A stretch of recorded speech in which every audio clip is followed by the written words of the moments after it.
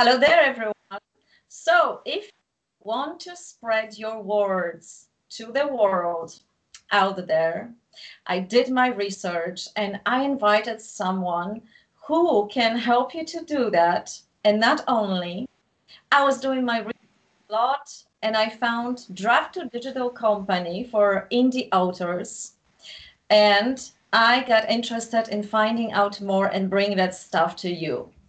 And today, I figured that someone who is a director of marketing for Draft to Digital is also award-winning author himself. So please welcome Kevin Tumlinson. Hi, Kevin. How are you there? Hi, Joanna. I'm good. It's good to be here. Thanks for having me. Thank you for meeting me because probably with Draft to Digital, I saw how you guys are busy there. We're very busy. Yeah, I saw one online video and you with someone else, I think. There was someone else, but that was a few months ago. You were answering like thousands of questions. There was a question and answers for all the indie authors, and it was crazy. But Yes. you were managing that. Yes. We have a regular, so we have a podcast called the Self-Publishing Insiders, and we have a YouTube channel. And so we talk to successful indie authors and people in the industry and, anyone that we think has some insight for authors. And so that was probably one of the interviews I was doing. We also do what we call our Ask Us Anything, which we'll be doing one of those in the next about a week from now. So, and that's just where we give everybody an opportunity to come in, talk to us live, ask us questions in a chat. And it's usually three of us answering questions at that point. So, but I do a lot of them. Yeah, you're doing a lot of good job there with other probably coworkers or friends. But how it started, because I was looking for alternative, and maybe some of you just like me for Amazon. Amazon, of course, has no competition right now in the world. So I was searching, and from the list of companies, the most friendly, like to me, in the appearance and everything what was there when I studied that online, it was Draft to Digital, and I started to publish also there. Yeah, that's so the company itself, they started around 2012. There was an author, Aaron Pogue, and his two friends, Chris Austin and Toby Nance, and they decided that they wanted to build a tool mostly for Aaron to help him publish in places. So like you said, Amazon was kind of running everything, and he wanted to be able to publish easily to other platforms. And so they built a tool and realized, there could be a business here. So they started kind of building up that business, and with the goal of helping authors get out there what we call wide distribution, so that they can go to all the various retailers plus Amazon, not just Amazon alone. So that's, I started with those guys back in 2016. And, I was a podcaster and an author when I started with them. We had heard of each other. We liked each other. And I started working with them just because I really like the company. I actually don't have to work for anybody, thanks to my author income. But I really enjoy working with independent authors. So it's been a lot of fun to be a part of the whole Draft to Digital team. Congratulations to that, because I'm going to have more questions, because you actually, whether you are blessed, you were lucky, you were hardworking, and all the stars came together in the right constellations, I don't know, but you actually managed to be a best-selling author, and we are going to get to that. For the author right now, especially in Poland, we have a huge problem with publishing on Amazon in Polish language. But right. I know Draft to Digital doesn't have that problem. Right. Yes. We while we don't have like built-in support directly for like language issues, I mean, if you can hand us a manuscript in a language, we can publish it. There's no real hang up there. And because we literally distribute to every country on the planet, even some of those where most of the content is boycotted or something, or restricted. But we've gotten books into markets all over the planet, so that we do have distribution in Polish-speaking markets and in that region. So yeah, if you can write it, we can publish it. We have certain restrictions when it comes to content, but other than that, we're and that's not us. That's actually the retailers. Certain retailers have certain rules about what can be published on their platform, but if the platform allows it, we can get it there. I would actually praise the Draft Digital for now. For now, it's a new company for me. So I would praise a little bit more because I love the display. When I upload my book, the display of how to make it, in the fantasy, romance, and you can pick, and it's very nice. Then you can download it in a free formats, PDF, Mobi, and so on. This is amazing because also it allows for the indie authors to do so much more with it. And recently, you do prints because when I started, there were no prints. Yeah, and you can deliver it to any part of the world. So are you shipping the prints, or also they are distributed? We don't ship anything directly. So we actually have a print partner for our print program, and they're actually the same guys who do print on demand for other services like Ingram Spark, and actually they're also the printer for a lot of the major traditional publishers. So we have that all set up, and we can get your books ready and distributed, but the printer themselves are the ones that ship everything. So they have their deals in Poland, in Australia, in the UK, and they get the book there for the reader once it's ordered. So it's we're still we still call it a beta program because we're still kind of working out a few things here and there, but it's a full-fledged service now. I've been using it for a couple of years now to get my books into print. So it's working out really well. Yeah. Am I allowed to ask who are those companies that are connected between America? Because you are in Texas. Yes. And Draft Digital is also located in Texas? No, Draft Digital is actually located in Oklahoma, which is Texas's bitter rival. But only as a joke. Yes, so they're actually located in Oklahoma City, Oklahoma. And the printer itself, I actually don't know where they're located. I know it's somewhere, I believe it's like the northeast of the United States. But I don't know who all they have deals with, so I can't really answer that question. But they have their like distribution partners all over the planet. But essentially, if you can order a book through, say, Ingram Spark at a retailer, you can order a book from us. It's all in a catalog, usually online catalog, and so people can go in and request a book from a certain author or whatever. There's a really good chance it's going to get there. So you can ship to Poland? It would all be up to whatever bookstore you bought the book from.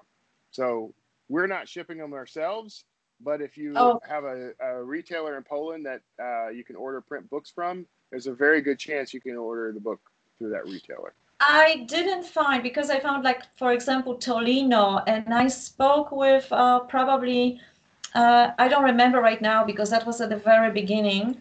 I wanted you to connect you guys with Polish distributors. Yeah. Oh, so, yeah, feel free. Yeah, and I think I gave someone contact information to MPIC. MPIC is one of the biggest, but also the hardest. They say that is almost not approachable for other people. Yeah. But as a company, you're probably more likely to talk to someone than me, just the author. So there is someone like that in MPIC, and he's sort of like a Polish Amazon. Okay. We're always trying to add new distribution channels, new retail partners, and we're constantly contacting people, or they're contacting us. So, there's a real good chance that there's a conversation happening with those guys.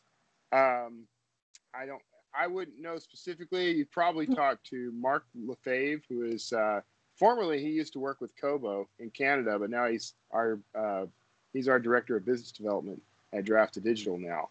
and he's the one who goes through and makes those partnerships happen. So there's a real good chance that we are talking to them. We're very picky about who we let into our world of distribution, because we try to make sure that we only allow in retailers that have a high trust with the public, that they pay on time, they report regularly and accurately. There's a whole lot of criteria that a retailer has to meet before we'll allow them in our system. And that actually does make us a little different than some of the other like aggregator services that are out there, because we're very, very picky about who we let in. Now, when it comes to authors, everyone's welcome, as long as you haven't been banned from Amazon or something. You can use us. But and there are certain rules and guidelines that the retailers impose on us, but everyone's welcome to start an account and submit a book. We'll let you know if there's a problem, and we'll even try to help you fix it. So. Wow. That's actually another thing that I really liked, because reports come directly. So anybody else who just bought my book, I have very soon report about it from what store that happened, like Apple, and the amount. So I was very satisfied with that, because Polish authors, a lot of them suffer from that they even put a lot of money in the publishing, self-publishing, and they don't see any money coming, even because there's just a little percentage.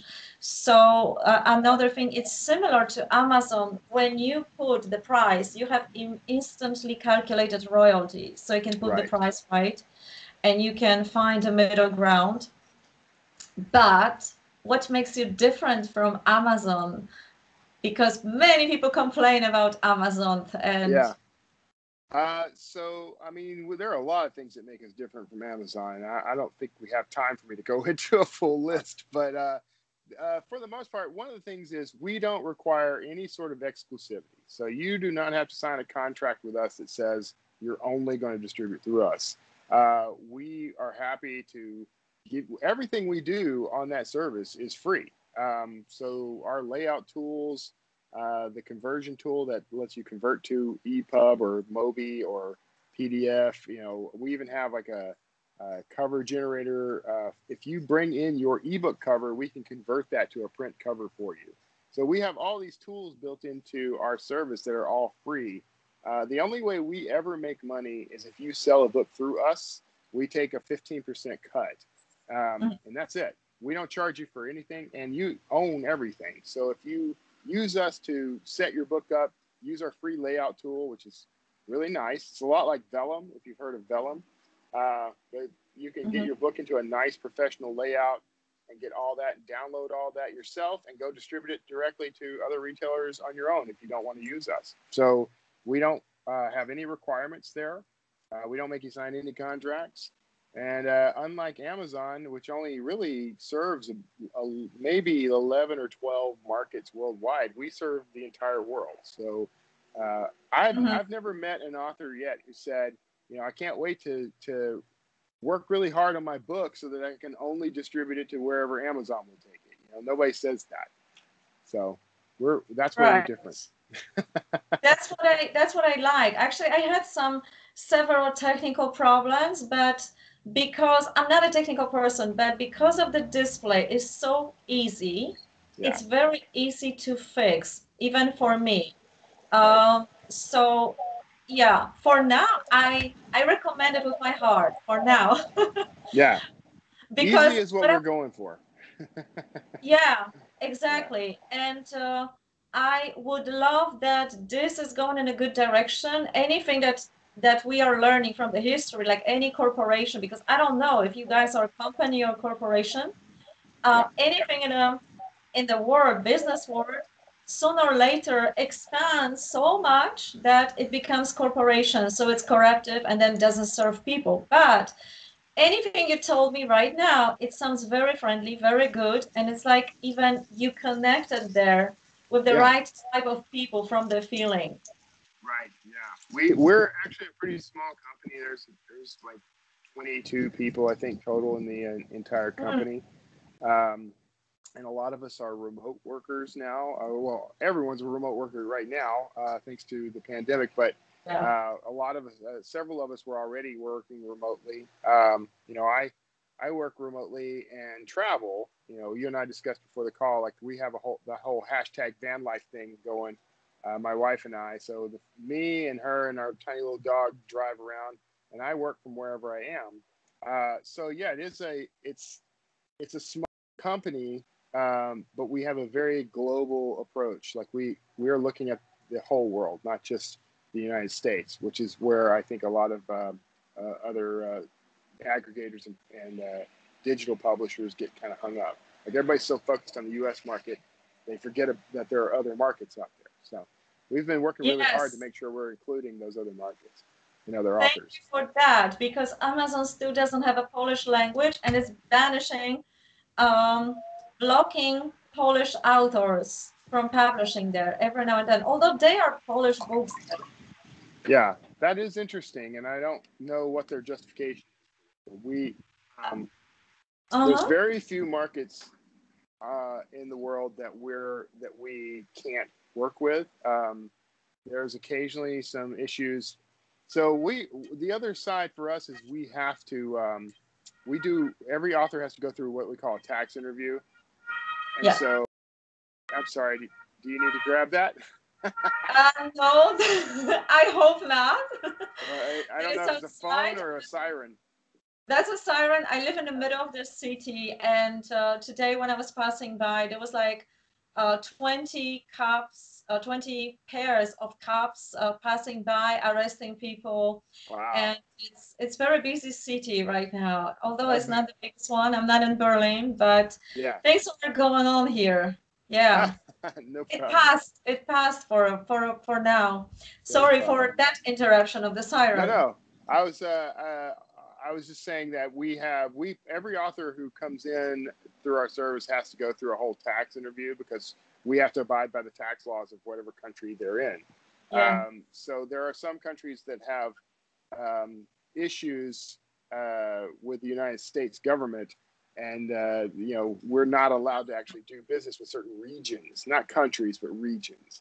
So Wow. you know, sometimes people come to us from those restricted regions, and we have to, you know, let them know that we can't work with them. That's very rare, though, and that goes in and out. Like that's just how good of a term are they? What terms are they with the United States or with the other governments or whatever? But for the most part, we never really see issues like that. We always seem to be able to help an author out. Your voice came in and out, but I heard everything, and I hope it's recording that way so I can hear. If I can hear, anybody else can hear you. Well, okay. Isn't it interesting that you, with the small company of 20, how many, 25 people, you can provide a Polish language, and Amazon cannot, because Amazon, in fact, wrote me that they are blocking me and my royalties from Polish books 2 days ago. Wow. Yes. Really? Yes. Blocking your royalties. Yes, blocking my royalties as a punishment for publishing in Polish language that they detected. So they're going to block it. And now we negotiating, we write letters to find out what can be done about that situation, because there is a lot of Polish books on Amazon. Yeah. And they don't take them down. They keep selling them. Right. So it's a little bit off for me. And when you publish in Polish language on Amazon, they wrote me that I violate their policies. Yeah. Harming potential customers. Yeah. So they can be very inconsistent in the way they enforce certain rules, and you know, it could be that you've published for years, and suddenly they just decided they're going to enforce a rule about no Polish languages or something. I'm not sure why they would do that, but it maybe, and you know, this isn't.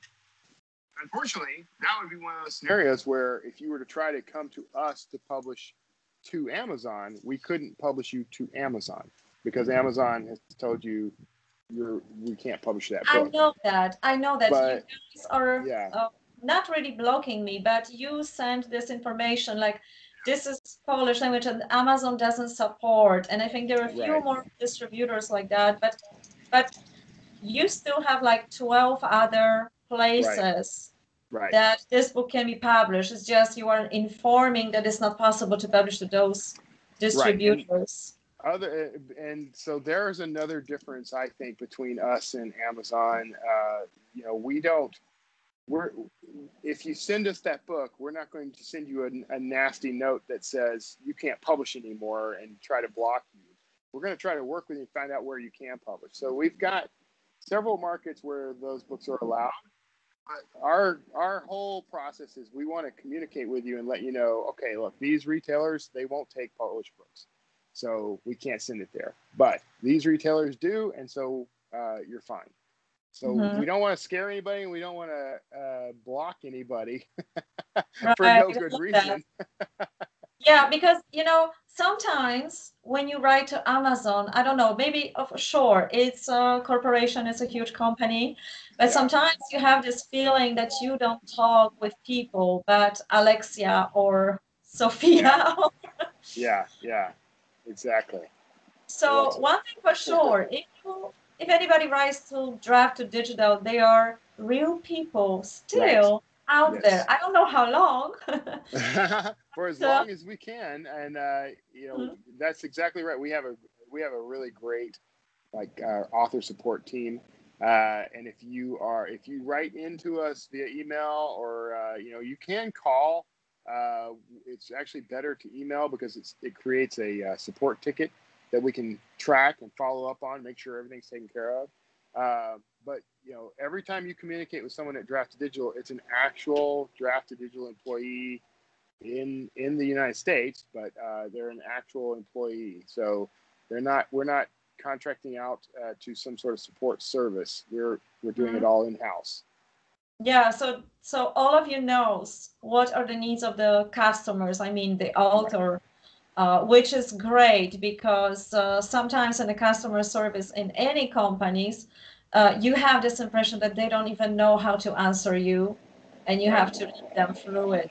So it's great, especially that recently on this channel, my channel, we talk about artificial intelligence and what kind of problems that creates, because it's any kind of problems, but we're not going to get into that. I have a whole thriller series about artificial intelligence, actually. And now we're gonna get to that exactly. Tell what segue. Yes, let's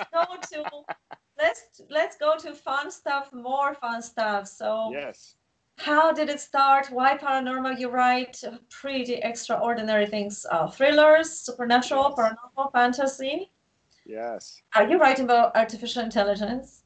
I have a series. It's a brand new series. There's only two books and a novella in the series so far. My primary series is actually archaeological thrillers. That's the one I've written the most books for, and that's my Dan Kotler series. But this new one is called Quake Runner, Alex Kane, and Quake is an acronym. It's QUIEK. And it sounds like canon. Yeah, it's pronounced Quake, but it stands for Quantum Integrated Encryption Key. And what it is an artificial intelligence that the main character created. And as a part of a huge conspiracy to try to capture this software and put it to work for various governments, the United States government, Russian government, a whole bunch of entities out there. The creator, her name is Alex Kane. She was framed for the murder of her partner and for treason. And so she is on the run, and she uses this artificial intelligence to give her an edge. So she's on the run from what we call the alphabet agencies, the FBI, the NSA, the CIA, all those U.S. agencies. But she's also wanted worldwide. So she's hiding out, but she feels a responsibility to help others who might be in similar situations. They've suffered an injustice and they need help, and no one's helping them. So she helps out the helpless using Quake. So that's kind of the premise of the story. And Quake is just it's almost magical. It's almost like a supernatural thing the way I've built it. But it's a quantum computing software that is AI based, or maybe it's AI software that's quantum based. That might be a better way to describe it. And it reads our minds. Yes, it doesn't read minds. I haven't gotten Oh, that it far does. yet. Okay. But what it does is it's basically it's like a skeleton key for any kind of digital security. But I do have now I'm going to expand it into a series. I'm actually rewriting the first book right now. I have a book called Evergreen, and in that book, it's a supernatural thriller, and the protagonist has the ability to, if he touches you skin to skin, he can absorb everything you know, all your skills and your memories, everything about you. You have no idea it's happened, but he can make a copy in his head that lasts for 30 minutes. Sounds like our cell phones. like 5G, right? You know, 5G. Yeah. The rumor is that 5G is allowing people to read our thoughts. So. Oh my God, it's a big rumor about that. You're not gonna get into that, but it's one of the big topics. Also on my channel, Polish organization that wants to stop this weaponization being targeted by some sort of energy source from a quantum computer. So yeah, people actually say that it's real. They burned some towers, I think, in England. Yeah. So you know, I do a lot of research, and I do a lot of I kind of get into some very strange stuff sometimes as source material for these books. But you know, Nikola Tesla. So he had designs for basically an energy weapon, like a death ray, that would essentially use high frequency and over-the-air energy transmission to target something and destroy it. You know, there's paperwork on this. There's actual design schematics, things like that. So it's not a leap at all. I think you talk about HARP project in States. Yes, yeah, there's that, and there's several sort of black ops programs floating around out there that might benefit from using that kind of technology. So we know that technology like that can exist because we can see it demonstrably. You know, just the ability to transmit energy without a direct connection. So, for example, you know, I've got this is my AirPods, for example, or my iPhone. You know, there's that induction charging where I can place it on something, no wires connected, and it'll charge it over time. Well, you know, the more powerful that plate, the further away I can have the device before it starts charging. But we have, you know, here in the United States, we have what the FCC regulates how much power something can use or transmit. So they've limited how far that goes, but there's really not a lot of limitations on the range you could have for that. And if you really stop to think about it, it wouldn't take much to alter that and make that, you know, more of a weapon than a tool. So that sort of thing is intriguing to think about and very fun to write about. It is not conspiracy anymore at all because that technology exists. The question is who's using that and to what degree and to do exactly what. But that is something author can write about. How do you get inspired for your books then? Yeah, I read a lot. I read very widely. I watch it. So I wrote recently. Someone asked me for my best advice for authors, and my best advice was to nurture your creativity. And my advice for how to do that was to do things like watch and read things that you normally wouldn't be interested in, that you might even find boring. Go ahead and read that book on a topic that's not something you'd normally read about, because what happens is you start to discover little things here and there, little pieces here and there that, you know, you can start to kind of pull out and weave together to form your own version of that story. And that's how I discovered things like I have a book called The Stepping Maze, for example. That title comes from a code breaker. It's a code breaker term. Stepping maze was a type of code breaking. I think it was actually a physical device, but it was a method of breaking code that was used during the Cold War. And we, you know, that whole book evolved around code breaking. Well, I had no interest in code breaking before I had read a couple of books about that subject and about people who were famous for that. And that was outside my comfort zone of what I wanted to read. But once I started looking at it, I realized, oh, there's a whole lot here that I'd never considered. There's avenues that I can explore, little hints of conspiracies and little hints of, sort of dark technology and a dark history that we didn't know about. And it's fun to take that stuff and say, okay, there's this dark history that I didn't know existed. What would happen, if that were suddenly known, came out into the light of day, and someone was using technology from that era to do something, disastrous in the world?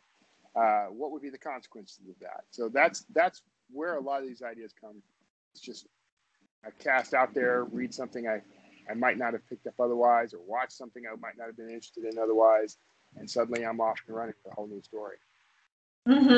So for the reading, you start to get those ideas, or some people call it visions, or seeing the characters, how it's all developing. Some people say that artists, basically, they have the direct access to channel. Yes. Have you heard of the Akashic records? Oh, yeah. That's one of the topic here. Yes, of course. I have this theory that everything that can be known is floating around out there. And it's all a matter of tuning yourself to the right frequency to pick that up. And I think that's what authors in particular do when we sit down to create. There's an interesting idea here. There's two things about writing and reading that I find fascinating, that otherwise writing and reading seems so mundane, we'd ignore this. But writing and reading are literally telepathy. That you're picking up thoughts from my mind. Now, it's being transmitted through the medium of text, but you're still reading my mind.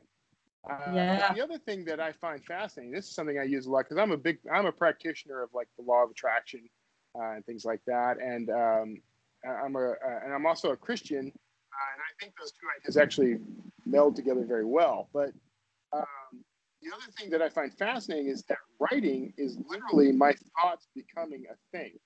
So as I'm writing, it's going from my head to my hand, usually on a keyboard, and it's becoming text on a screen or ink on a piece of paper.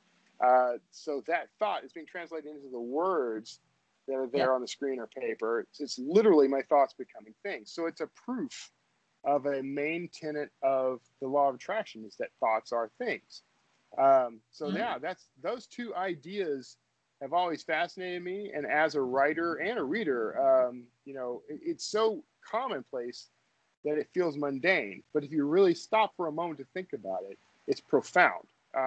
This idea, it proves out so many more ancient ideas that we sometimes think of as mythology. It proves those things out as a reality. So it's very fascinating. I love that stuff. I would call what you're doing some sort of a lucid dreaming form, because you are totally awake when you have those moments of visions coming to your mind. Also having that as an author, and I know that many authors have that, those things that are coming to your mind directly. I also dream. Do you also dream about your characters?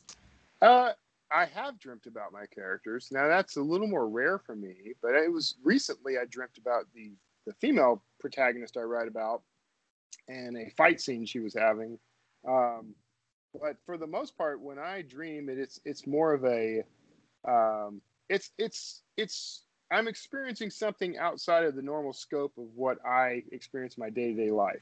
And I have always kind of believed in at least some form of astral projection, in that I know for a fact that I have sensed things that are happening elsewhere as if I were there in front of it watching, and especially when I'm dreaming.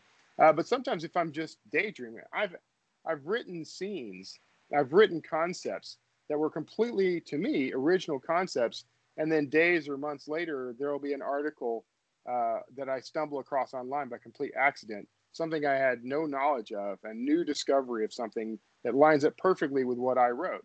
So the fiction mirrored fact beforehand. Yeah. I think, that's not a coincidence, and it's not, it's not it's not as mundane a thing as we tend to think that it is. When I recognize that, it's very exciting for me. I get, I almost want to start telling people about it, but then no one quite understands what I mean. Oh, everyone from the Polish people will understand you on this channel, because this is happening to most of us.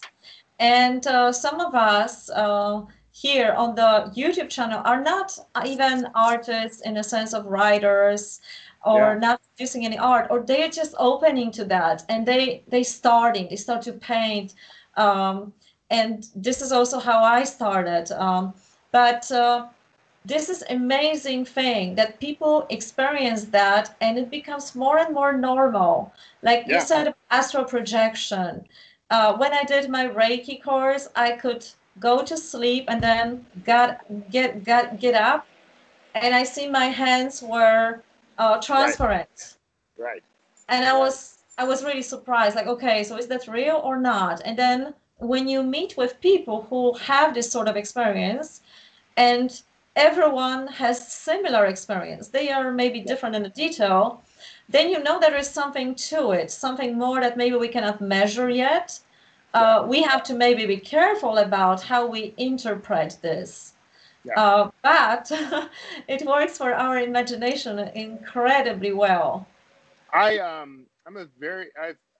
been studying for a couple year or so now. I've been studying everything I could find on the phenomenon of synchronicity. And I've read like Carl Jung's work on that topic. And if you're not familiar with it, it's the shorthand would be events that are happening around you in the physical world will start to mirror things that are going on in your head. Yes. Is the best way I can describe it. And so, I keep an eye out, and I see signs of things all the time that reflect what I'm thinking. And there is some question about whether or not it's outside events influencing you, or you influencing outside events. I think of it as more of a communication, almost like a send and receive kind of acknowledgement. So if I'm going along and I see, if we're watching, so my wife and I will watch a television program, and suddenly we're driving around, and there's the sirens here now. They made it over here. Yes. I'll let them pass.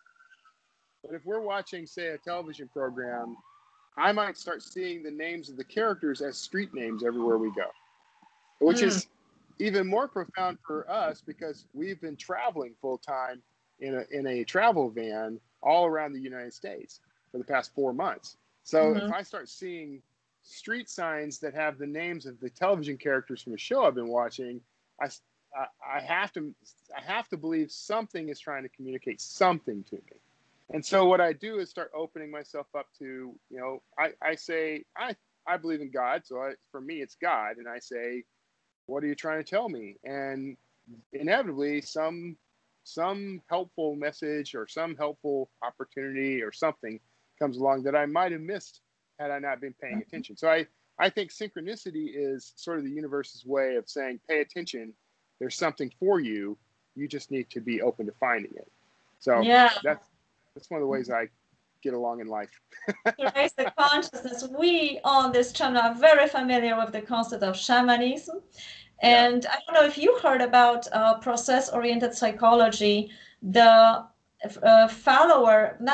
actually student of Jung Institute, Arnold Mindell, he developed the whole concept. He took it further into connecting psychology, Jungian philosophy, and quantum physics, and shamanism. His books are incredible because he shows the same thing from so many different perspectives, how shamans are doing exactly what you just described.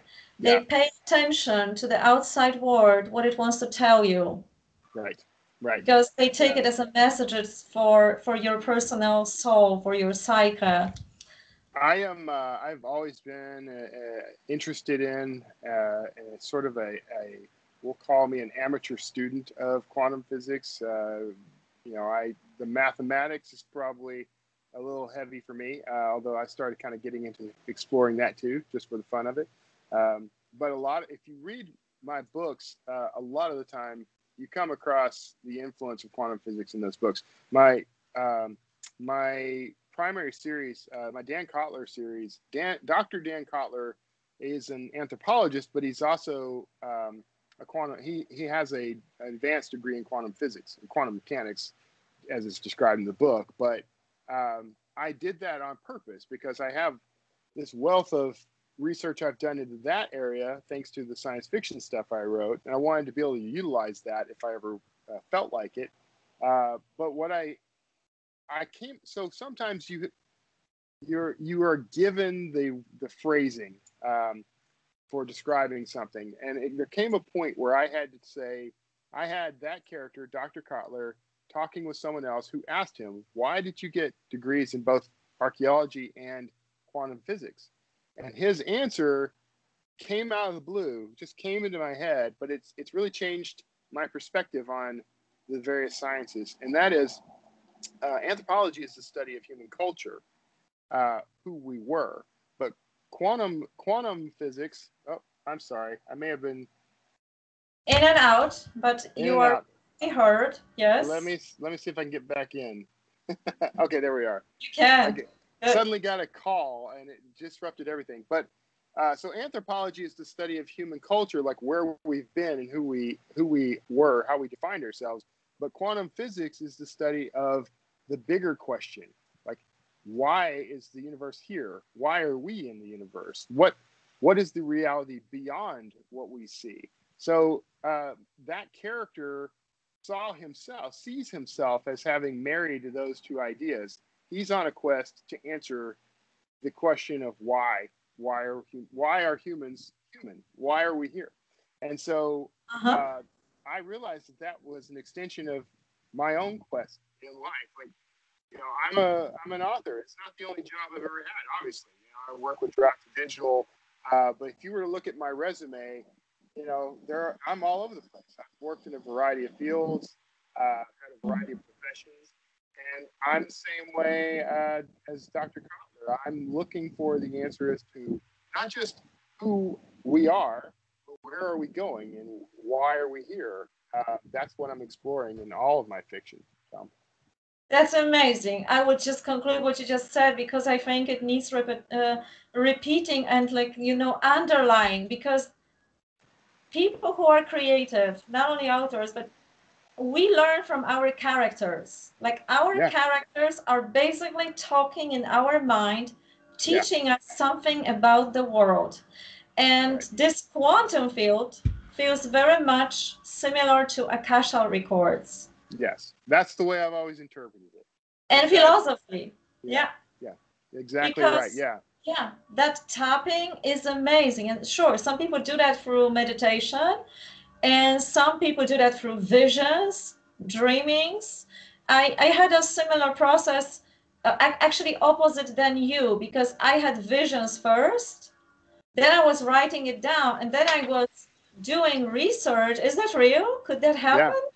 Yeah. Right. And then I dig in history that it was like that. Yeah, could dolphins come from Pleiades? Crazy concept, for example. And there was some things in the internet, that maybe conspiracy, maybe ancient something, that it was a note like that. So someone definitely came up with that idea before. Yes. What I encounter a lot is as I'm writing, so I get inspirations as I write. So I'm what we call a discovery writer, or in the indie author world, we would say I'm a pantser. I write by the seat of my pants. So I don't outline. And a lot of, I've been questioned about this a lot. A lot of authors have to have that outline. I never outline. It's just never been comfortable for me. So I'm discovering this stuff as I go. And a lot of times what will happen is I'll get to a scenario where I need a historical fact for my archaeologist to quote, or I need a scientific theory for this scientist to quote, and I will just put down a placeholder. Here's an idea. Here's how I think this could work. And most of the time, when I go back to research and replace that placeholder, I discover that placeholder is almost always entirely correct. It's almost always factual. I wrote the first book in my archaeological throws series. I wrote about Vikings being the presence of Vikings being discovered in Pueblo, Colorado, which is so far inland in the United States. You would have to know. We've always had, for quite a while now, we've had this idea that Vikings did actually land on the shores of North America in the Northeast, in Canada and the United States. So there are some stories about finding Viking villages, artifacts, that sort of thing in those regions. But this was so far inland that there would virtually be no shot at Vikings being there. But after writing that book over the past few years, people come to me constantly saying, I had no idea that Vikings were in the United States. And then I found this article about how they found this artifact in the middle of the U.S., somewhere as far inland as Pueblo. And so it's astounding to me that, so far no one's found Vikings in Colorado. But the idea isn't as far-fetched as it was when I wrote the book, because since writing the book, we've found evidence that they've gotten at least that far inland. So. Amazing. Yeah, because it's a pure telepathy, how you tap into that when you create your piece. Funny you mentioned Vikings, because, I paint Viking symbols. Yes. And I never wrote anything in my books considering Vikings, because I was really fixated on the ancient Egypt and curses, and that took me over. Yes. But you may have a book about Vikings. Did you ever write about runes, Vikings, Bindros, and Vikings magic? I didn't write about Viking magic per se, sort of. So in that book, I do mention, because they discover runes and they discover certain little hints of history. Kotler's an culture, so he's giving them sort of the mythology, and talking about Odin and the Yggdrasil and the all these things from that culture. So I do delve into that a little. With those books, I decided I didn't want there to be an overt supernatural element for them. I kept that to some of the other books. Now there is some cross. Every book I write is in the same universe. So even though I don't mention supernatural things in the Kotler books per se, they're happening somewhere in that universe. So, and I'm starting to kind of pull all those together. One thing I did, and it's had a profound impact on not just my writing, but on my life. I wrote a short trilogy that I called a YA fantasy trilogy at the time. The character's name is Sawyer Jackson. And the premise is that he is a member of a race from somewhere other than our reality that can see what I call the knotwork of the universe. So the patterns, the weaving patterns that make up reality. And he can actually change those if he needs to. Like, he can rearrange things and use that to travel to other realities or to lift a curse from someone or something. So that's the sort of hyper supernatural element of my universe, and it's the one that connects all my other stories. But in the years since I wrote that book, there's constantly these new theories coming around. Well, I had already heard of string theory when I'd written the book, which isn't necessarily a direct tie-in, but some of the elements of string theory I inadvertently wrote about without quite knowing about them in that book. But the more recent thing I found was interesting was we discovered within the past 20 years or so that the Inca, here in sort of Central America, here in the Americas, we always thought they had no language, no written language. But it turns out they had been keeping records using knotwork patterns in string. So we found these elaborate string patterns, and we always thought they were simply artwork of some kind. But someone discovered that if you look closer and you start kind of piecing it out, they're an actual language. Usually to keep records like mathematics and accounting, but it was an actual language. And that was an element of those books. So what that's done for me has made me realize that when I write about something and I think that's a profound thing, that may never be a reality, I need to keep my eyes open, because it could be a hint of something in our reality that I can look at and study closer that might benefit me and benefit humanity. Do you have that feeling? Sorry to interrupt. Do you have that feeling that when you wrote a book, that something wanted to tell you something important, and that's why it sort of expressed itself through you? I have a belief that when creative people are inspired to make something, that there is a force out there that I call God, that is using that creativity to communicate something to the world. And biblically, if we're created in God's image and God was the ultimate creator, this makes perfect sense. That we are built and designed to express something deeper, some deeper level of reality that isn't obvious to us by creating these works. Otherwise, why are we so fascinated with stories that aren't true? Like, fictional stories don't just entertain us, but they teach us. Like, we watch films, television programs, read novels. The stories themselves are fiction, and yet we can walk away from watching a film having been profoundly changed by that film and go out into the world and do something that benefits humanity. I'm not by any means saying that every single word I write is going to change humanity, but my hope, I have a mission statement, and my mission is I can actually read it for you. Let me go ahead. It's not very long, but my mission is, my purpose is to craft and create, inform and inspire, educate and entertain in the service of God and humanity. So that's the way I live my life.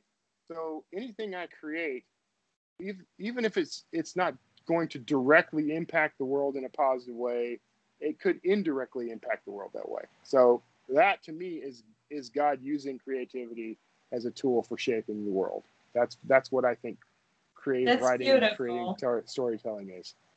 That's beautiful. I think that together with the guys from Draft to Digital, you make. I actually found out another wonderful mission statement, and I came up with that in Barcelona when people were asking, "What are you doing? What are you doing?" all the time, and I was like, I could not say I'm painting, I'm writing, I'm dancing, I'm whatever. So I was saying, I just help to make our old dreams come true. Yes. And I think this is also what Draft to Digital has a big promise in it. Yeah. Well, and also our goal, we have a very profound, deep set goal at Draft to Digital, that we are there to help authors realize their dream of publishing. That's why we're there. Everything we do is about the author, is about encouraging them, helping them, giving them tools and resources. That's why a lot of what we do is free, because we know a lot of authors who are coming in don't have budgets for things. So they're just writing and they have this passion. Yes, right. And so what we built was a tool that allows you to, once you've got that book ready. Now we don't do editing, we don't do marketing, we can't create your cover. Maybe down the road we'll come up with ways to help with that stuff, but for right now, we're doing the only part. I have a graphic designer I can recommend. There you go. And that's the thing too. Creativity, especially creating a novel or a film or a television show, we tend to think of writers as being these solitary beings who don't interact with anyone. We shut ourselves off in a room, drink whiskey, and write. But the reality is that what we create there's always a requirement for the assistance of others. So it is a community activity, whether we fully realize it or not. You know, if I write my book, now I am pretty blessed. I mean, I have the skills. I design my own covers. I design all this stuff myself. But I have a team of editors that I use. I have Drafted Digital and their staff to help me distribute. And the readers themselves, the readers of my work, are also a part of this creative process. Like they are creating, when they read the words themselves are nothing. But they're creating in their minds this landscape of characters and locations and artifacts. Their work is harder than my work. Like they're doing all the actual creating. All I'm doing is suggesting. So without the readers, I actually have an idea for the book design, because I saw you guys have also audiobooks, and you can choose the voice probably to it. I didn't try that yet. Yeah, but that's our partner. Yeah, you have also audiobooks, but for the interesting book covers, I see every now and then, whether I go on Facebook even, so many beautiful paintings are out there. And I'm not talking about myself, I do only abstracts, but I talk about, like, you know, like these characters. People are painting amazing things. Yeah. And maybe that's part of dream of Drafted Digital, to make it more, to offer the book covers that they can pick, connect the artists, you know, like you don't have a book cover, click here. So yeah, a friend of mine and I have been building something that we're hoping will answer that need. See, synchronicity. Exactly. You already came up with that. Exactly right. I can't wait to read at least one of your books. How many books did you write? I think at this point I have around 50 books that are actually out. The number kind of changes here and there because at any given time I've got 2 or 3 books in progress. So, and sometimes I take books out of the rotation. So it's usually around 50. Oh my goodness. So what do you recommend me to read, and my lovely people from Poland? And anybody who's listening and new to this channel, welcome too. What do you recommend? You know, I think given the topics we've discussed, my Sawyer Jackson books might be fun to read. They involve an interesting take on the idea of magic and quantum physics as well. Oh yeah. And then I have a book. I'm rewriting this book now, so I kind of want to recommend it, but I kind of don't. I kind of want everybody to wait until the new edition comes out. But my book Evergreen that's the one where he can touch someone and know everything they know. So I'd say probably this audience might enjoy those books. But if you go to kevintumlinson.com/books and just look through the titles there, I'm sure you'll find something interesting to read. We are going to link to put under the video all the links, so anybody who would like to read the books will be able to find you and read. Would you like to add anything else for today? Because I would like to download your book. No. You know, just in terms of Drafted Digital, I mean, if anyone out there has ever had any inclination to write and publish, we are here for you. We can't help you write the book, but when you've got the book written, we will help you get that book to readers worldwide. So be sure to reach out and say hello, and say hello to our support folks, real life humans who will help you with everything you need. And but other than that, I just want to thank you, Joanna, for including me in your program and letting me have a chance to talk to your viewers. That's fantastic. You know, I think it's a part of synchronicity what I'm doing right now, because that thing, what's happened with the YouTube this year, especially this year, it's also not something I planned. Yeah. It's also something that was already there in a sort of a quantum field, I could say that. The last question, actually, before I let you go, for the Polish authors specifically who don't speak English at all, is there any feature that can allow them to go to Drafted Digital and have it done in their language? You know, there is like some options for other websites, like if you buy on Amazon, DE, you can change your language to Polish, for example. It's a Right, new feature. I saw it, but I didn't see that on Draft Digital yet. No, we don't have any tools specifically for that right now, but it's an interesting idea. If you're looking for like translations and things like that, yeah, you know, we actually are partnered with WŁOCZYČ, which might be helpful. But yeah, unfortunately, we don't have that tool yet. So maybe down the road. Maybe thanks to me this time for all the Polish people. I'm trying to really find an alternative for my people. Yes, I don't blame you. Yeah, because the Polish championing a market, cause. yeah, sorry to interrupt, but Polish market is, I think, pretty limited considering self-publishing.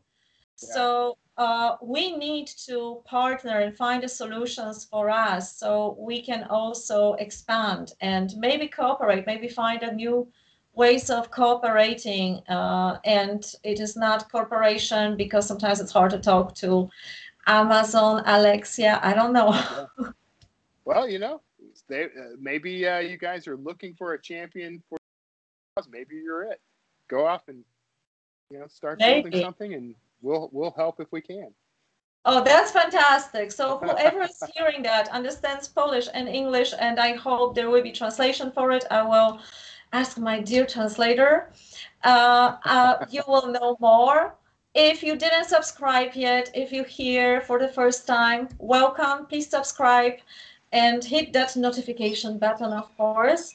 I don't repeat that often. Every now and then I remind that, because the YouTube has this thing that always sometimes turns it back for some reason, and people telling me they don't get notification.